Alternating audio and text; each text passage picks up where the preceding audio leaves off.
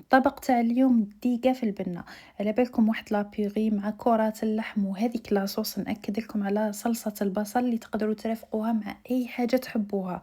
على بالكم واحد البنة ما شاء الله. شوفوا على بالكم راح يلحسوا لكم الطبازة.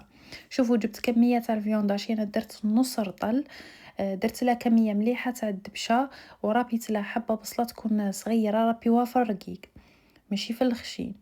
زدت رابيت لها ثاني في صوص تاع الثوم، ديروا الكميه راكم حابينها. درت مغرفه كبيره لا شابلور، الفلفل الكحل، رشه تاع الفلفل الاحمر ولا البابريكا، زدت شويه تاع الكزبر والملح.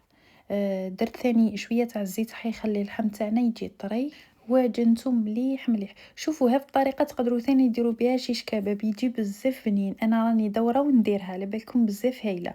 شوفوا ثاني نحكم نزيد شويه تاع الماء كي تكونوا تعجنوا في الكفته، كي تحسوها شويه يابسه زيدوا شويه ما راح تجي على بالكم خفيفه وطريه ما تجيش يابسه. هنايا شكلت كرات شكلهم بالحجم اللي راكم حابينه، ومن بعد ندي نقليهم في شويه تاع الزيت. انا ما نحبش نكثر بزاف الزيت، واللي عندهم اير فراير يديروا في الاير فراير ثاني راح يخرج واحد البنه هايله. نحط هذوك لي بول كامل ونقليهم على نار تكون متوسطه باش يطيبوا. انا دوك غلقت عليهم يعني باش يطيبوا مليح. هنا بعد ما طابوا هذوك لي بول تاع الفيونداشي راهم بزاف بنان. هذا لاصوص اللي بقات قطعت لها حبه بصله، وراح نكرملها. شوفوا البنه اللي تحصلت عليها من هذا البصله المكرمله جامي شت كيفها، جات واحد لاصوص بنه عظيمه. درت لها رشه ملح وشويه فلفل كحل، هذا مكن نقلي حتى تكرمل بالشكل اللي راكم تشوفوا فيه. وهذا الزيت كامل اللي راكم تشوفوا فيه راح نحيه، مانيش راح نخليه يعني نقصو. شوفوا انا نحيت هذه البصله درتها في طبسي باش فرغت الزيت، يعني باش سهلت عليا. وجبت قرعه تاع لا كريم فريش فرغتها. ديروا يعني قرعه ولا زوج على حساب الكميه اللي راكم حابينها.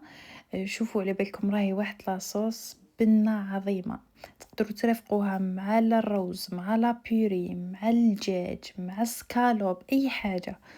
درت لها رشه تاع الملح ودرت لها الفرماج. شوفوا الفرماج ديروا اي نوع راكم حابينه، وشو انا نفضل هذا تاع سلايس سورتو اللي بذوق الشيدار يجي بنه. ذوقوا لاصوص اذا لقيتوها مستخصه ملح زيدوا لها، اذا لقيتوها يعني سوا خليوها. رجعت هذوك لي بول تاع الفيونداشي وطفيت الغازه، طفيو ما تخليوهاش تغلي بزاف باش ما تعقدش بزاف، مع تهز الغليه طفيو عليها. كنت ديجا غليت البطاطا مع فص ثوم ورقارند والملح، تمعسوها وهي سخونه وديروا لها مرسو زبده، وبقات لي شويه لا كريم فريش هذيك زدتها. هنا يعني تعبتني شويه وليت قلت نديرها بالباتور خير.